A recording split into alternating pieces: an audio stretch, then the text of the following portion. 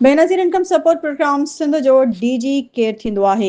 दादू खां रिपोर्ट करे रहियो आहे सखी सरदार चारण। बेनज़ीर इनकम सपोर्ट प्रोग्राम दादू करप्शन जे वर चढ़ी वियो। बेनज़ीर इनकम सपोर्ट प्रोग्राम दादू शहर जे मुख़्तलिफ़ मरखपुर, अली असगर, गोपांग, गरीबाबाद, जफर सोलंकी, साहिल सोलंकी, एक्साइज़ ऑफिस भरिसां असगर जमाली, शाहजहान पार्क, ज़ुल्फ़कार ऐं शकील ऐं ॿियनि डिवाइस होल्डरनि इलाइक़नि में दुकान खोले छॾिया। असां SSP Dadu, DSP city A section, B section 15 ऐं डीसी दादू एसी दादू खे मंथली पहुचाईंदा आहियूं। Device holders Benazir income support program Sindh जो डीजी केर थींदो आहे। असां पाण डीजी आहियूं। डिवाइस होल्डर्स असां पाण हथ सां लिंक डाउन कंदा आहियूं। डिवाइस होल्डर्स असां फी औरत खां 500 खां 1000 कटौती करे डिवाइस इंचार्ज नज़ीर लगारी खे ॾींदा आहियूं, जेको सभिनी ऑफिसरनि खे मंथली ॾींदो। डिवाइस होल्डर्स असां परे परे खां किराया भरे अचूं था, पर असांखे बेनज़ीर इनकम सपोर्ट प्रोग्राम जी रक़म मां कटौती कई वञे थी, या असां खां डिवाइस होल्डर्स जा रखियल एजेंट असां शनाख्ती कार्ड वठी ब्लैकमेल करे सॼो ॾींहुं विहारे चवनि था त तव्हांजी रक़म न आई आहे। औरतुनि जो दाहूं